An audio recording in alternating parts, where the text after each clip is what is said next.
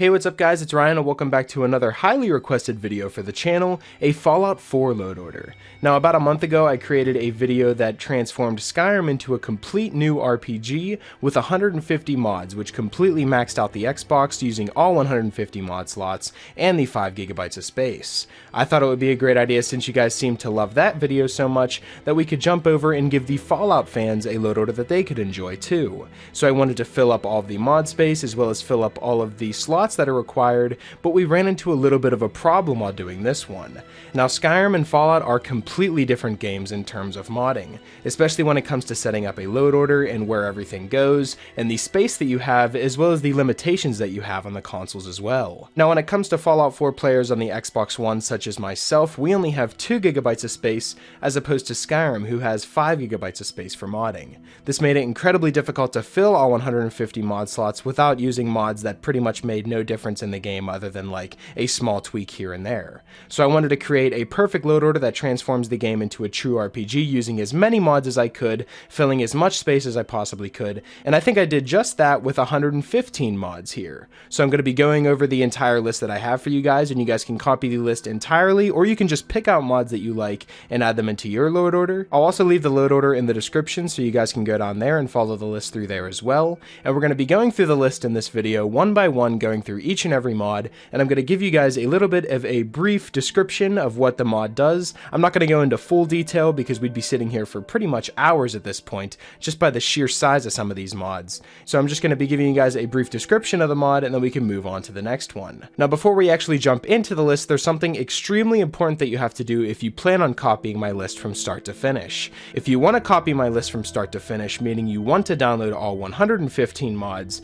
it is very important that you go into your Manage Game and Add-ons tab under Fallout 4 and delete the 2 gigabytes of reserve space. This will clear out the ghost space that seems to be left behind whenever you download big mods and then delete them. This is also why whenever you go to download mods and it seems like you have enough free space, it will still say you don't have enough space. So if you want to clear out all of your mods in order to copy this load order, make sure that you clear that reserve space so you can have a fresh start and have no mods to begin with. So jumping into this new load order, in order to completely transform your Fallout 4 into a true RPG, we have the Unofficial Fallout 4 patch. This is pretty much the start of any of my load orders, whether it be Skyrim or Fallout. We need the Unofficial patch for this, because it fixes hundreds of gameplay, quest, NPC, object, and item bugs. With the sheer amount of bugs that the game gets shipped with, whether it be Fallout 4 or any Bethesda game, it's good to have an unofficial patch along with it to fix all of those common bugs. Now moving on, we have 5 separate mods: the No Quest Autostart for the Brotherhood of Steel, Nuka World, Far Harbor, Vault-Tec, and Automatron.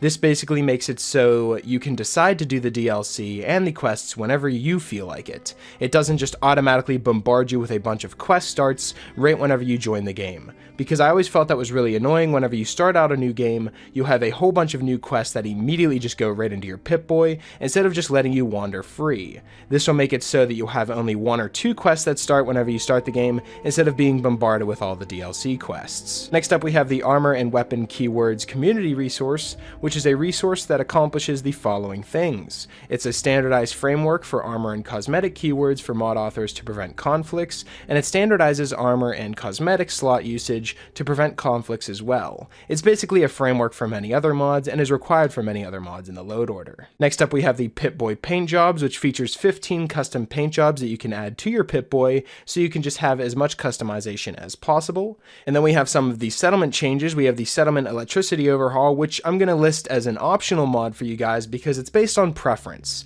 You know, the Settlement Electricity Overhaul may seem like cheating to a lot of you, but it may seem like a breakthrough for a lot of other people. I always felt it was realistic, of course, to have the generators in your settlements, but you could never really make a super nice looking settlement with all the wires running everywhere. With the sheer amount of things that require electricity in the game, running wires back and forth always made the settlements feel a lot more ugly in my opinion.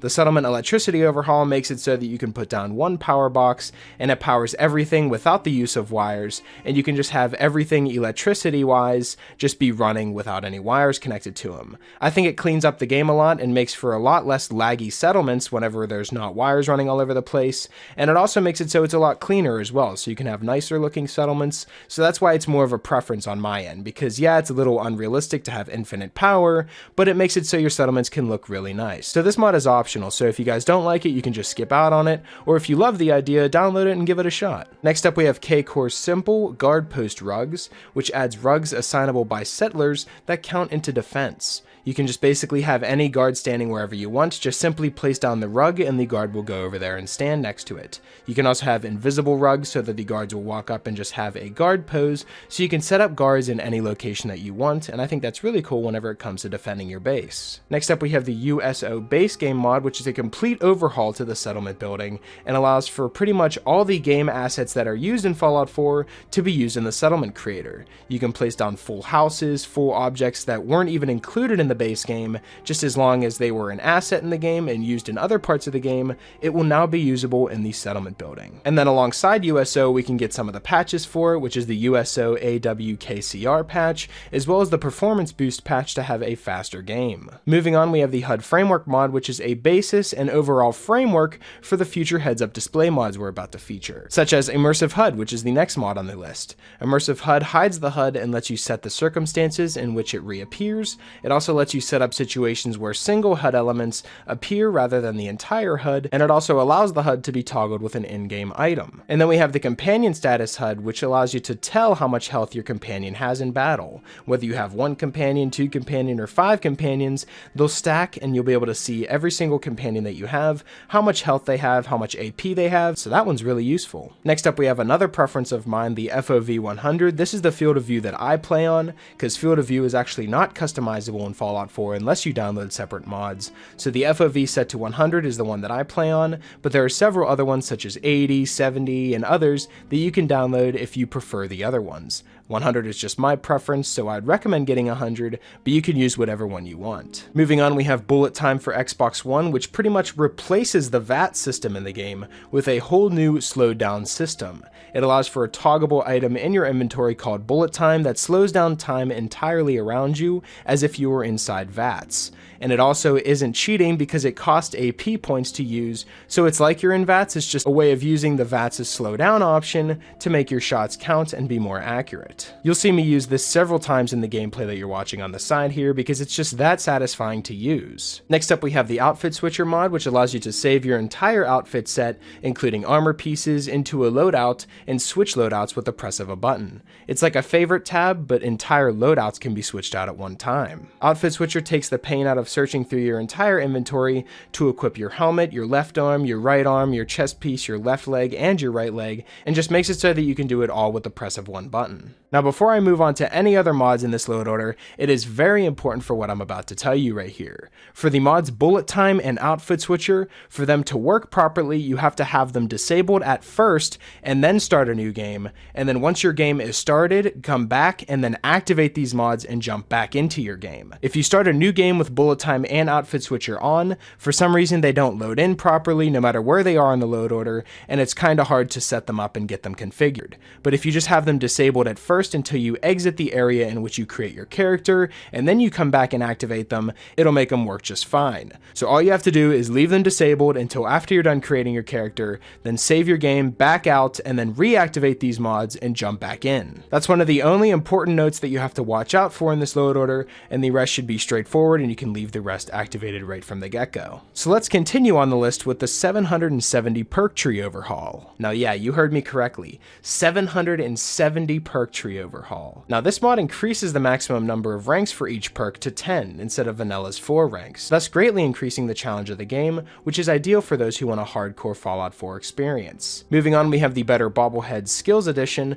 which is a rework to the skills bobbleheads to increase their functionality. It also makes them a little more logical as well. Next up, we have some more gameplay overhaul mods such as the Arbitration Gameplay Overhaul, as well as the Automatron AI add-on as well. This mod overhauls many things about Fallout 4 to make it more aggressive, grinding, and a hearty full game that offers many new options and tactical choices to do throughout the Commonwealth. Combat is now overhauled to be more dangerous and hard-thinking choice as to whether you should be kamikaze or tactical. It also makes ranged AI focus on flanking and increase the odds of strafing for ranged AI.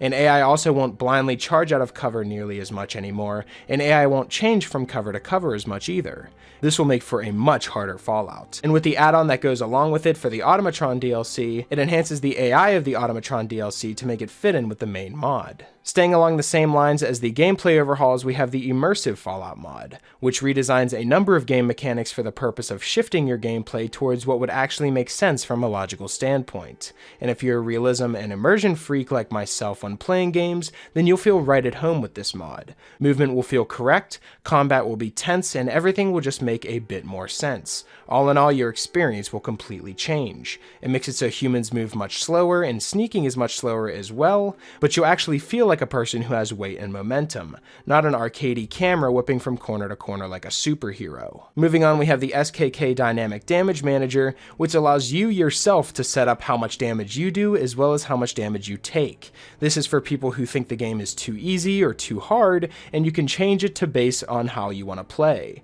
Say you're having too easy of a time or too hard of a time, you can fix the game to play how you want to play and have that little middle ground. It's not just making it so you have to deal with it for the rest of the game, it allows you to change how you can play to make it so you have the most fun experience. All in all, this load order is made specifically for those who want to have a true RPG experience, and those who want to customize their experience while they're going throughout the game in order to make it as fun for them as possible, and you can change anything mid-playthrough without having to start a new character. Next up, we have the Radiant Quest Marker, which makes it so it tells you in your Pip-Boy whenever you're doing a Radiant quest so you don't waste your time.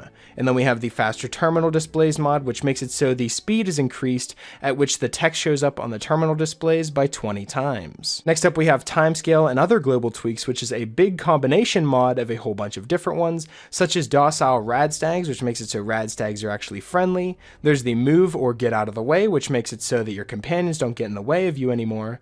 And then the Realistic Death Physics, and the Timescale and Fast Travel Adjustment, as well as Dead Body Collisions, Long Range Bullet Holes, Better Warning for settlements being attacked, and VOT, which increases the VATS distance. All of these mods have been crunched together into one mod, the Timescale and Global Tweaks mod, so it overall just makes a bunch of needed tweaks to the game all in one mod. Next up, we have the Friendly Radroaches mod, which does exactly as the name implies. It makes the radroaches non-hostile, because why would cockroaches suddenly become bloodthirsty predators when they're given a little bit of radiation? So this mod just makes it so they won't attack you on sight anymore. Next up on the list, we have the new Chem Values mod, which allows chems to now help you meet skill checkpoints better. However, side effects can also have adverse effects now, so you have to watch out for them.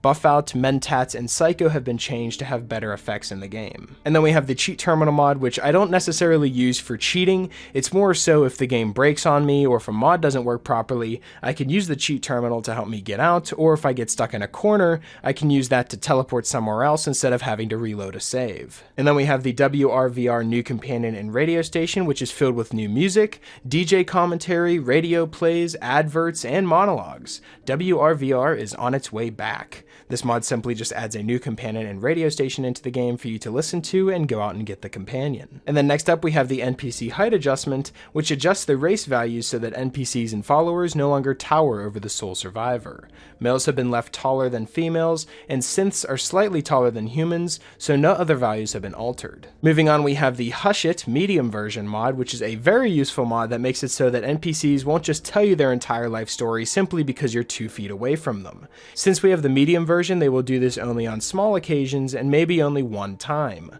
This allows for a more realistic experience when walking around your settlements and other towns, and it makes it so you don't feel like the center of the universe. Moving on, we have some companion changing mods such as Valentine's Jaw Sync, which just makes it so that Valentine's jaw moves when he talks, and then Glamorous Magnolia, which makes it so that Magnolia is overhauled and has a custom face and hairstyle, which is also playable now. And then we have the Settler and Companion Dialogue Overhaul, which reduces or eliminates the repetitive companion dialogue and adds new situation appropriate dialogue for companions and new dialogue menu options for Kate, Curie, Piper, Valentine. They all give side quests now, except Curie. Generic vanilla Settler dialogue now pulls from a bank of over 150 lines instead of just 21. Settlers are now aware of your quest progression, and overall it adds 1,600 new voice lines to companions and settlers all around. And next up we have the Companions Can Sneak mod, which adds all of the sneak perk levels to vanilla and DLC companions. This gives them the ability to sneak at the same level as you and will not set off traps. This makes it so using stealth while using companions is actually worthwhile instead of them just charging into battle whenever you get detected.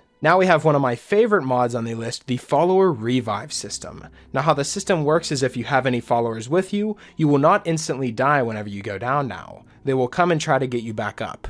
It takes about 10 seconds for a revival, and your follower is susceptible to enemy fire and can go down while reviving you, so try not to die in dangerous areas. If they do go down when reviving you, the game will end unless you have more followers there available to help. Meaning so whenever you do go down in battle, if your followers such as Piper or Valentine, if they're still alive, they can come over and pick you up rather than you just dying right there on the spot. Next up we have a simple mod called Dan's Wear Your Helmet, which makes it so Dan's will wear his helmet in combat rather than just charging in without it. And then we have the Commonwealth 2.0, which is an encounter overhaul, which overhauls all enemy encounters in the game by unleveling everything apart from the main factions. What this means is that you could randomly encounter enemies that are massively overleveled or underleveled compared to your current level. It's completely random. This mod also hand places DLC enemies from Far Harbor and Nuka World into the Commonwealth in their own spawn locations, as well as increasing all normal enemies in the game.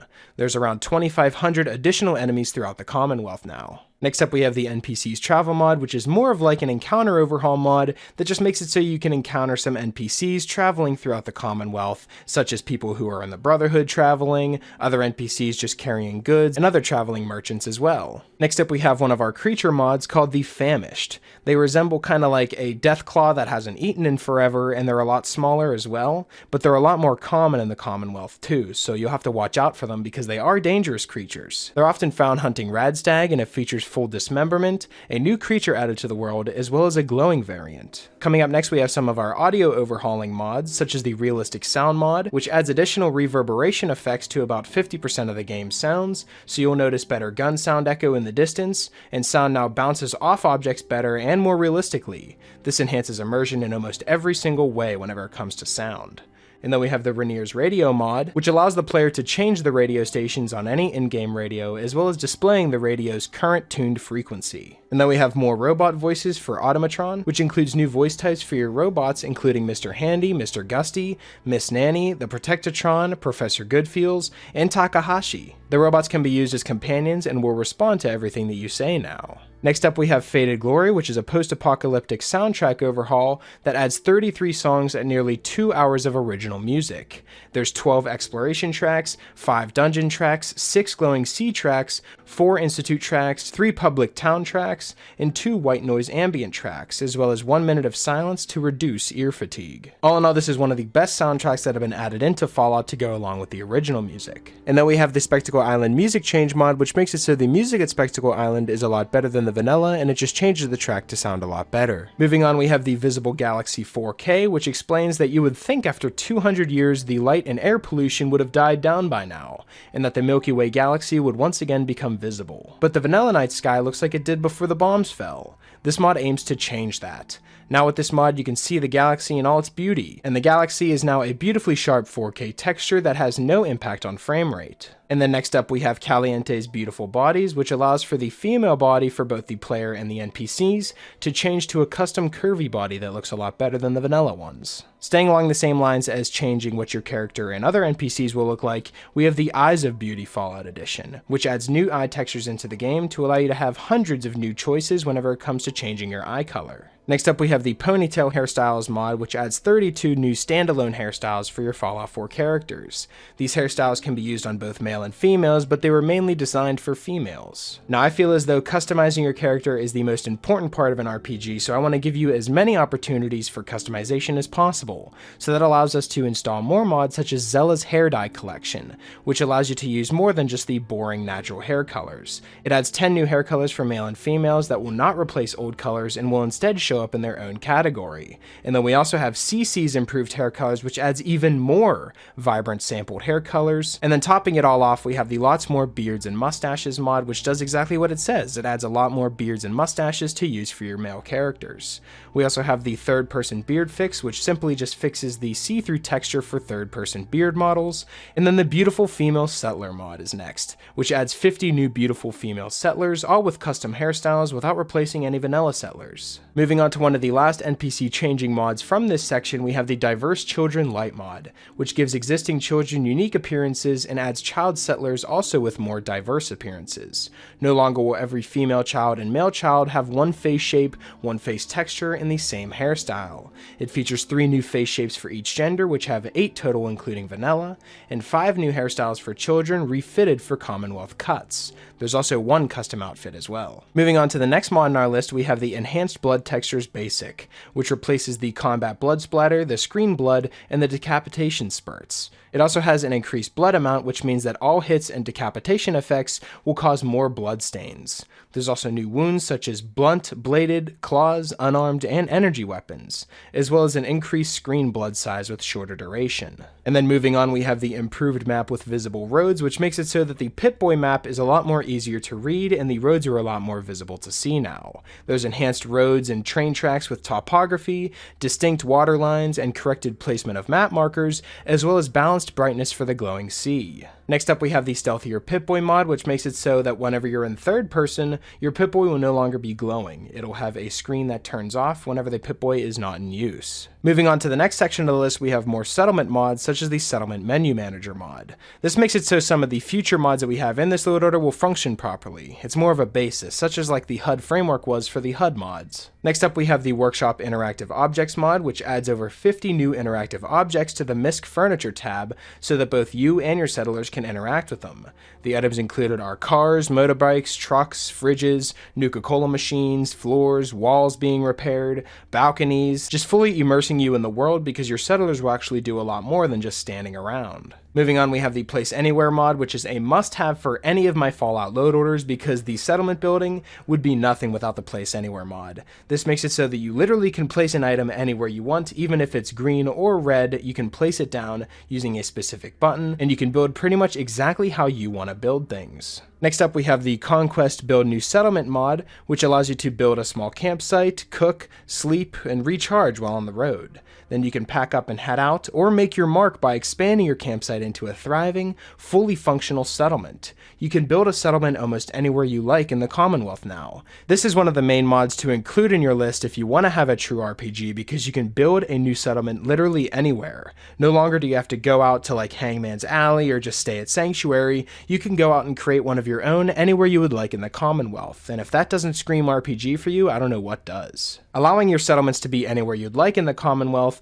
makes it so that you can roleplay in any way that you seem fit and set up shop wherever you seem fit as well. Moving on, we have a mod called A Working Stove, which adds 2 working kitchen stoves, one based on the stove in Vault 81, and one post-war version. It allows for cooking food in your settlements, of course. Staying along the same lines as that, we have a working refrigerator mod, which adds refrigerators that do what a refrigerator is supposed to do. They make your beer cold. One from Vault 81, and a post-war version, and a Nuka Cola version as well. Coming up next, we have the Cooking 101 mod, which is a major overhaul to the food system, including cooked dishes as well as pre-war foods. All animal meats can be prepared in either a cooked or soup fashion, and food steps were assigned based on their tiers depending on the difficulty and rarity of the meats, so that cooking in Fallout is actually very worthwhile now. Moving on, we have the Immersive Chem Station overhaul, which allows for better sorting with new keywords, new drug recipes with batch creations for basic drugs, and healing that is actually practical and usable.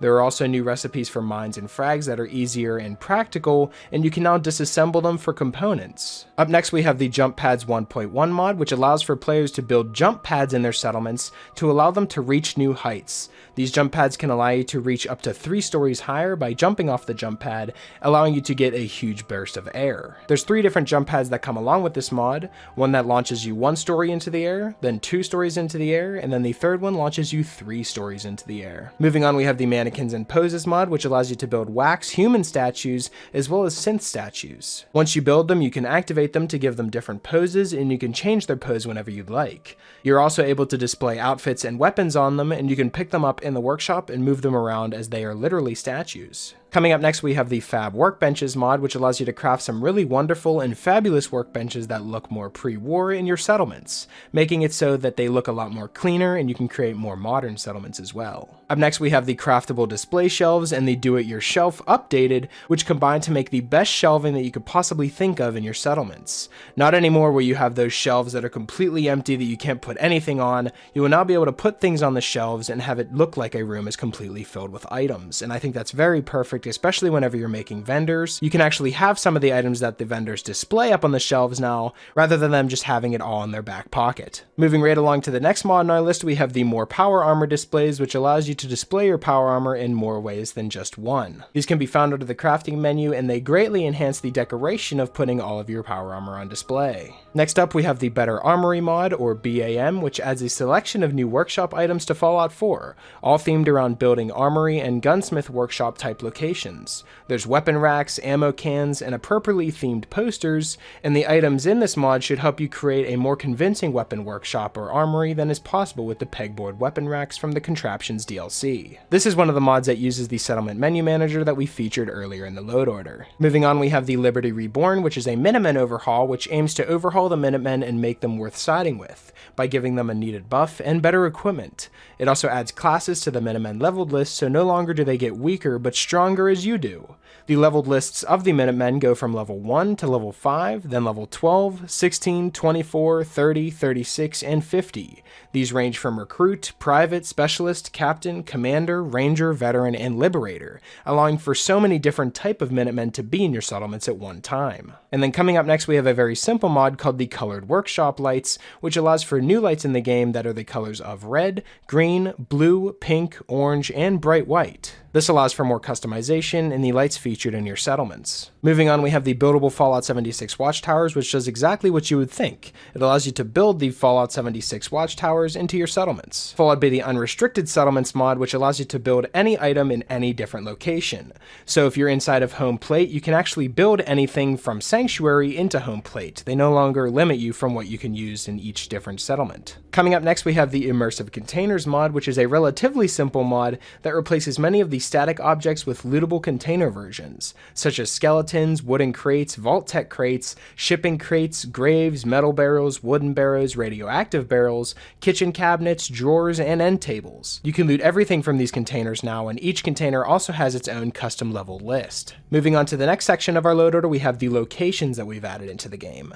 We have RCO's Location Pack, which adds 8 small exterior locations to the Commonwealth, such as a crashed APC, a destroyed shack, a raider camp near Minefield, a ravaged shack, a fisherman's camp, a military convoy, and a scavenger's camp. Up next, we have King George III Public House, which is a pub that is located in Concord that's unmarked and can be found on the road into the town coming from the Red Rocket truck stop. The pub contains a few small creatures like radroaches and some loot to find, although there's nothing too special as the pub was intended to be an early game location. Next up, we have the Ipswich Apartments, which can be located on the southeast side of the exterior of Diamond City.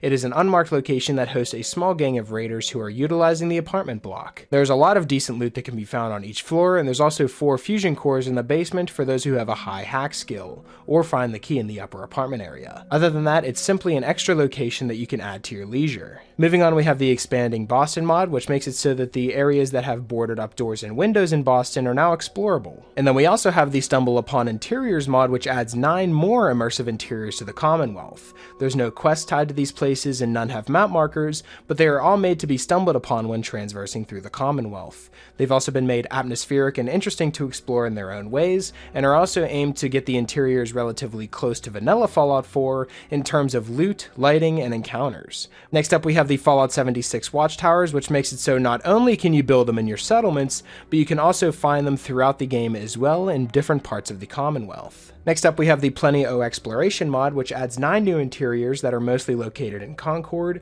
as well as 7 new exteriors such as the Raiders Overlook, the Mining Hut, Ned and Shep's Retire Shelter, the Lone Home, Barry's Peeping Hole, Rickety Fishing Hut, and Worn Shelter, as well as many other interiors. Adding even more locations into the game, we have the Crowded Commonwealth mod, which aims to fill the remaining areas of wilderness by adding a variety of new locations, each of which have their own hidden lore and story behind it. Expand your game with locations ranging from brainwashing schools to massive parks. And then moving on, we have the Nofu Sanctuary, which completely overhauls the sanctuary to replace the 5 houses that were just piles of rubble. It fixes the bridge with nav mesh repairs. It also fixes the fences in the yards that have them, and removes the horrible creaky clunky sound from the settlement.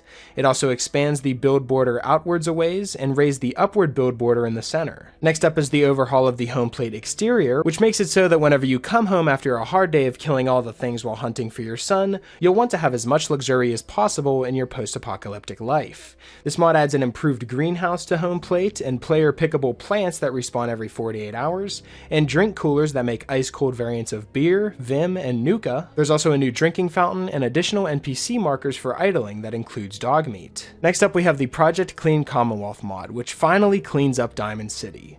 Diamond City's supposed to be the great jewel of the Commonwealth, right? Well, now it looks a bit closer to that. How come after all of those years they didn't pick up all of the garbage that just filled up the entire area of Diamond City? This changes that so that Diamond City actually looks really nice and there's no garbage anywhere, and it leaves all of the quests and triggers strictly alone so that there's no incompatibilities. Moving on to our next section, we have some weapon mods such as Spitfire, Enhanced Muzzle Effects, which overhauls the effects produced from muzzle attachments. Now when you put a muzzle mod on your weapon, it'll produce a different muzzle effect, and each and every muzzle and caliber produces a different amount of smoke, sparks, and unique muzzle flash. Some attachments don't produce any muzzle flashes like a suppressor. And then we have the stun gun or shock gun, which allows you to stun people or knock them down with a stun gun now. You can find it in a safe at Natick's police department, and it features a gun that can knock people down and uses electromagnetic charges. This would be very useful if you wanted to play more of a pacifist run and just knock people down and stun them all the time. Moving on, we have the See-Through Scopes mod, which adds short and medium range scopes that you can actually see through now, much like the vanilla reflex sight. These are called combat scopes, and the reticles of these said scopes are fully customizable in-game. Staying alongside our weapon mods, we have the Unique Uniques, which makes it so there's over 30 unique weapon mods added into the game that each have their own unique models and special effects. There's also new effects for the Silver Submachine Gun and the Deliverer. And then we have the improved Minutemen Artillery and Smoke Grenades, which allow for the artillery damage and blast radius to be increased. The artillery smoke grenades can now be thrown much further, and there's a weapon called a Laser Targeting Pistol that has a 4x recon scope attached for it. It's a simple mod that just makes the Minutemen Artillery much more effective, because it never really was effective before, and I never really found myself using it too often. Moving on, we have the Armorsmith Extended mod, which allows for every outfit in the game to be worn under armor pieces, and all armor pieces should show up whenever equipped. It also allows every hat and helmet in the game that doesn't cover your face to be worn with bandanas and gas masks. It's also a framework for some of the future armor mods that we have featured here. Next up is the Canine Harness, which is a harness that you can put on dog meat that has 8 different colors such as olive drab, black tactical, police blue, forest camo, desert camo, sky camo, urban, and winter gray.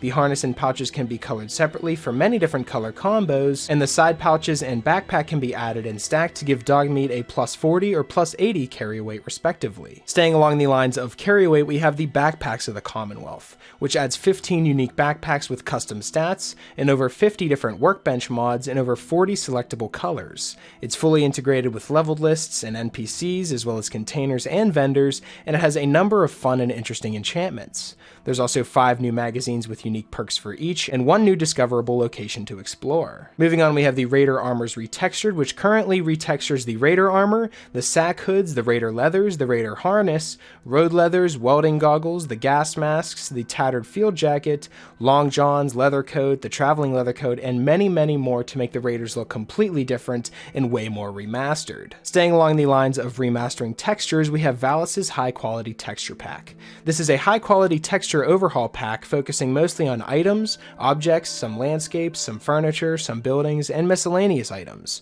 All of these textures are vanilla friendly and utilize much less VRAM than base textures. And then we have the Town Line Signs, which is a simple mod that adds town line signs to each of the towns and cities featured in Fallout 4. And then moving on, we have another simple mod, which is just a retexture of the Fusion Core. Because if you ever wondered why the Fusion Cores have no writing on it whatsoever, it's more or so just a yellow paperweight that powers your armor. This makes it so that there's a warning, a label, and something to tell whenever it comes to looking at the Fusion Core itself. Next up, we have the Some Trees mod, which adds more leafy trees throughout the Commonwealth in places that they felt the trees should enhance the atmosphere. And then staying along the same lines as trees, we have the Another Green mod, which makes it so the Commonwealth is completely overhauled to be more environmental and have more agriculture, because after all of these years, you would think that some of the plants would start to grow back by now. Overall, this mod is a must-have for me because it greatly enhances your experience whenever exploring the Commonwealth because of just how beautiful it looks. Moving on to our next mod, we have another must-have for me, which is the no build limit for all DLC. This makes it so whenever you are building in your settlements, you'll have no build limits, meaning you can just keep placing things over and over and over again. But do know that if you do go over the recommended build limit, there is chances that your game will start to slow down because it can't really handle all of it, but this just makes it so you don't actually have a limit and you can place as many items as you want in your settlements as you could possibly think of. Then we have the STS, or Scrap That Settlement mod, which allows you to scrap many items in your settlement, such as dead bodies and different types of debris that you normally wouldn't be able to in the vanilla game. And then next up is a mod that does pretty much the exact same thing. The SCAP mod allows it so that more clutter can be removed, making it so that you can completely clean out a settlement before building it again from the ground up. You can completely clean it out and make it one of the cleanest settlements you've ever had, and then just start from there and build a great looking settlement. Moving on, we have one of the most important RPG element mods in this load order, the Another Life Alternate Start mod. Another Life allows you to circumvent the fixed starting sequence and choose a different role to play, allowing for a more immersive role-playing experience. The pre-war sequence is merely a memory simulation inside of your head as your synth body is created. Upon leaving the bathroom, you'll be prompted if you would like to awaken or to slumber. Awaken will start the alternate start mod, and slumber will allow you to continue through the vanilla start sequence. Once awakened, you'll find yourself in one of the Institute's many synth processing chambers, where you'll find a Pip-Boy and a terminal that controls the parameters of the processing unit. This is where you can pick the occupation you will play as. So you can pretty much be whoever you would possibly want to be whenever starting out the game, instead of just having to go through the main sequence where you have a wife and you have to go looking for your son right off the beginning of the game. You can actually start the game however you want to start and be whoever you want to be. And then following that mod up with the full dialogue interface mod, we have a mod that allows you to see what you're going to say in dialogue instead of just guessing by pressing the sarcastic button or just the A button that just has one vague word. You'll be able to see the entirety of what you're about to say so that you won't say the wrong thing, and it just makes for an overall greater experience. And going along this, we have a patch for the mod called the Lookup Failed Creation Club Full Dialogue Interface Fix, and this mod just patches some of the bugs that were included with the Full Dialogue Interface mod. And closing off this load order with our last three mods, we have the Amazing Follower Tweaks mod, which allows for multiple followers and follower appearance sculpting, as well as commentary controls and personality reshaping, gear, and outfit management. There's also a follower locator and AI tweaks, including the combat distance, aggression and trap avoidance, and helmet toggling. Overall, it's a great mod whenever you plan on having multiple companions in the game. And then we have the Boston FPS fix, which is pretty much a must-have for Xbox players because even the vanilla game, Boston has FPS drops. But with this mod, they are very less frequent, and it improves the performance whenever in Boston and the surrounding area. And then topping off the load order with one final mod, we have the Fallout 4 FPS Overdrive mod. This increases FPS exponentially in the game, so you have to make sure that it's placed at the bottom of the load order. It lowers the LOD, or the distance that things are drawn, and the grass draw distance so that the FPS is fixed and you can have a thriving FPS rather than one that drops constantly. So that is it. That is all 115 mods that I've chosen to transform Fallout 4 into a true RPG. Hopefully you guys have enjoyed the mods that I've picked out to create this load order, and I do believe that we got as many as we possibly could. I'm at 1.98 gigabytes out of 2, so I don't think there's much more space that I could have covered and much more mods that I could have downloaded that would have made too much of a difference. I do feel like we completely maxed out our abilities here, and I've tested this very thoroughly so that the game will run smoothly for you guys and you can run this load order without having any worries in the world. But with that being said, it's also important to note that if you do have any problems with this load order, be sure to let me know in the comment section below and I'll try to help you the best I can, because this is the load order that I currently use as I'm still currently playing through the game and using this load order for my playthrough. This load order was created and recorded strictly on the Xbox One X, but it will work for original Xbox Ones as well as PC. So hopefully you guys have enjoyed these mods that I've picked out for this load order, and if you did, I'd appreciate it if you left a like and subscribe if you're new. It really helps me out a lot. And if you have any suggestions for mods you'd like me to cover in future load orders and future top 5 mod episodes for my other series, be sure to let me know in the comment section below, or you can follow me on Twitter. I'll be sure to leave my Twitter in the description and you guys can follow me on there and leave me suggestions to there as well. Special shout out to my Patreon supporters. Thank you guys so much for everything that you guys have done for me. And yeah, that's pretty much it. Hopefully you guys did enjoy, and I will talk to you guys later.